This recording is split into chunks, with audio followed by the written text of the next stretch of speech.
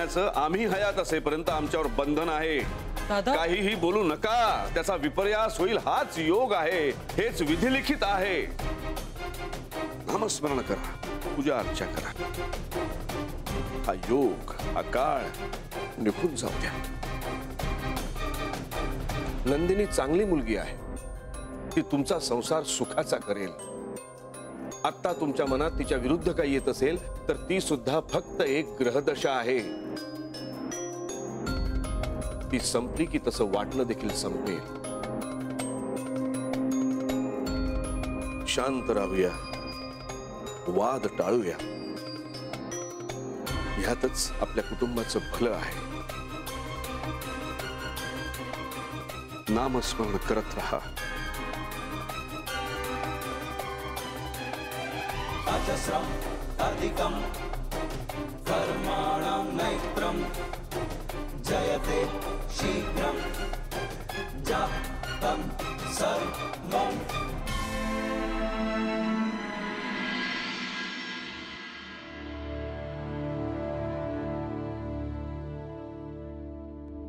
काय झालं? नाही उचललं।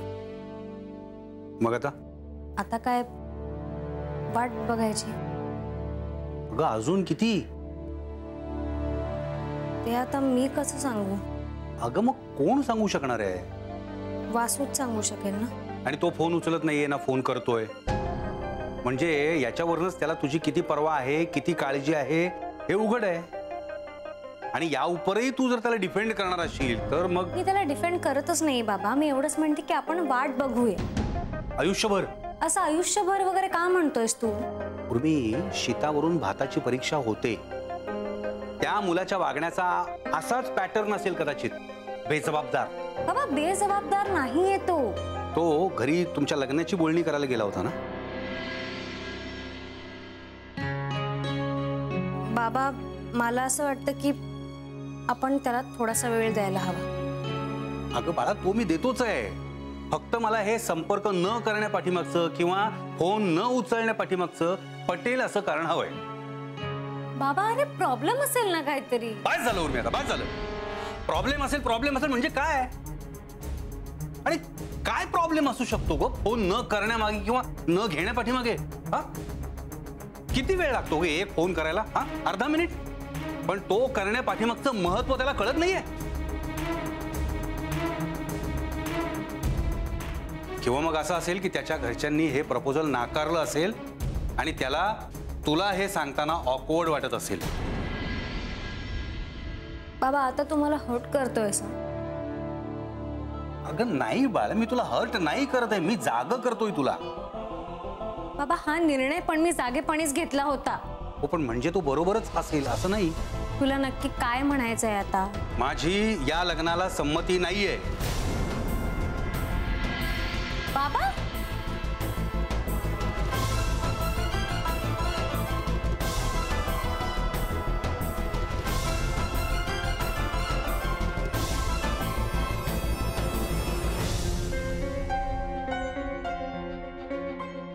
अरे नंदिनी चांगली मुलगी आहे। ती वाईट आहे असं मी म्हणलं नाहीच आहे माई। मग नंदिनी बद्दल? दोन चांगली माणसं एकमेकांचे चांगले जोडीदार होतीलच असं नाही।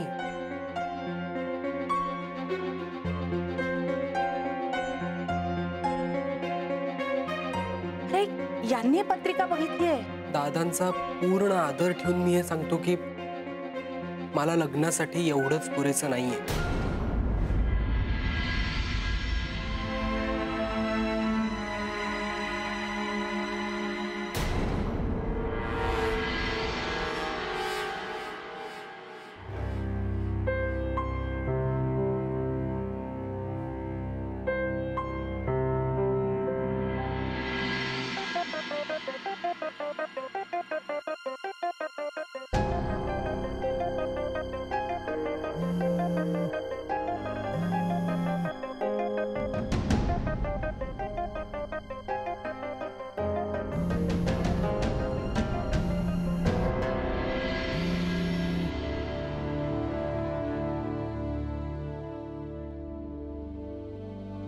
नाही नकोय।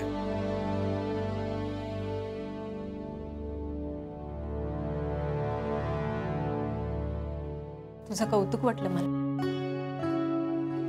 दोन चांगली माणसं एकमेकांचे चांगले जोडीदार होतीलच असं नाही. आवडलं मला. खरं आहे रे वासू, हे शिक्षणामुळे बोलता येतं का रे तुला? असं काही नाहीये जीजी. दादांपुढे बोलण्याची हिंमत दाखवलीस तू. त्यांनी माझं ऐकून कुठे घेतलं? तरी तुझ्या हिमतीला दाद द्यायला हवीच. एवढं तरी दादांसमोर कोण बोलतं, किंवा ते तरी कोणाचं एवढं ऐकून घेतात? त्यांनी माझं ऐकून घेतलं कारण त्यांना माझ्या पत्रिकेत कसला तरी योग जाणवला म्हणून. मग आता काय करणार तू?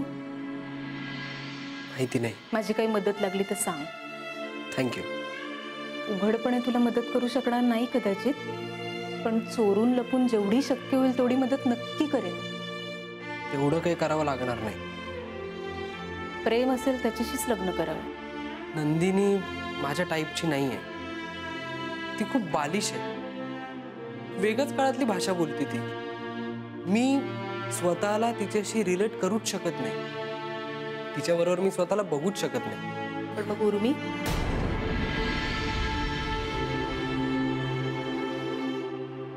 किती लपवणार आहेस? मला माहितीये तुला ती आवडते. पण तिच्यामुळे मी नंदिनीला नाकारतोय असं नाहीये. उर्मी माझ्या आयुष्यात नसती ना तरी मी नंदिनीशी लग्न केलं नसतं. तुला सगळं स्वच्छ कळतं आणि ते बोलता येतं. मला स्वतःलाच काही कळत नाही आणि ते बोलण्याची हिंमत तर माझ्यात नाहीच नाही. चांगलंय वासू, मी आहे तुझ्यासोबत.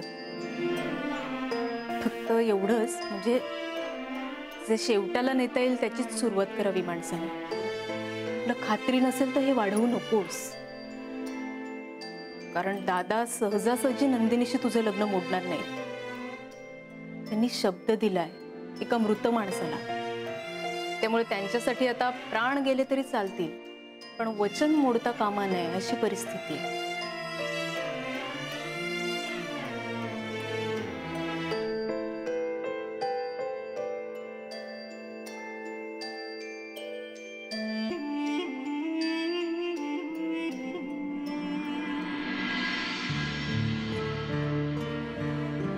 काय हो, पुनर्वसू भाऊजी नंदिनीशी लग्न करायला तयार नाहीयेत का लग्नच करायला तयार नाहीयेत? आता जे काही बोलणं झालं ते तुझ्याच समोर झालं ना कुमोद. हे आम्ही दोघं जण खासगीत काही वेगळं बोललो. पण बरंय, तशी ना ती नंदिनी मला काही फारशी आवडतच नाही. तुला आवडून काय करायचंय? नाहीतर काय, सतत आपलं माइंडच्या पुढे पुढे करायचं म्हणजे काय? म्हणजे मी एवढी वर्ष ह्या घरासाठी राबतीये त्याचं काही नाही. ही आपली टिकोजीराव येणार आणि लाल घोटेपणा करणार. झालं तुझं सुरू पुन्हा? पण दादांसमोर बोलायची हिम्मत केलीये पुनर्वसू भाऊजींनी.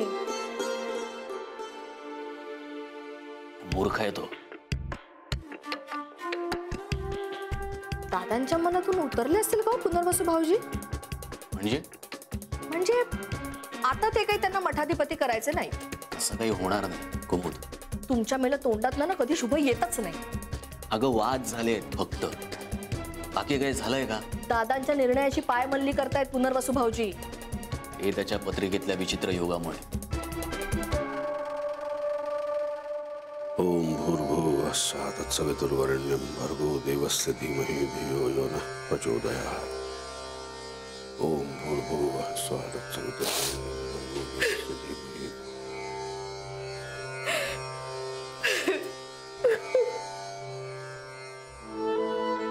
शांत व्हा. नंदिनी सारख्या गुणी मुलीमध्ये त्यांना दोष दिसत असतील तर तो त्यांच्या पत्रिकेतल्या योगाचा प्रभाव आहे. ते असं का बोलतायत हे त्यांना कळत नसलं तरी मला कल्पना आहे ते असं का करतायत त्याची. आपण त्यांना समजून घेतलं पाहिजे. म्हणजे नंदिनी बद्दल? लग्न त्यांचं नंदिनीशीच होणार, त्यातच त्यांचं भलं आहे. पण आता कुठल्या ना कुठल्या कारणावरून संघर्ष होणार हे अटळ आहे. पुनर्वसू हे गेल्यानंतर नंदिनी बद्दल जे बोलला ते रागाच्या भरात बोलला असेल. आणि ह्यांना आधीच खूप मनस्ताप झालाय, त्यात आणखी भर नको. पण यांनी त्याच्या पत्रिकेतल्या योगाबद्दल मला सांगायला हवं होतं आधी. लग्न करून सासरी जाणाऱ्या सुनेसाठी सासरची मंडळी बदलत नाहीत, बदलावं लागतं घरी आलेल्या सुनेला. सून म्हणून गेले आणि मुलगी म्हणून राहिले तर हा नियम मला नाही ना लागू होणार.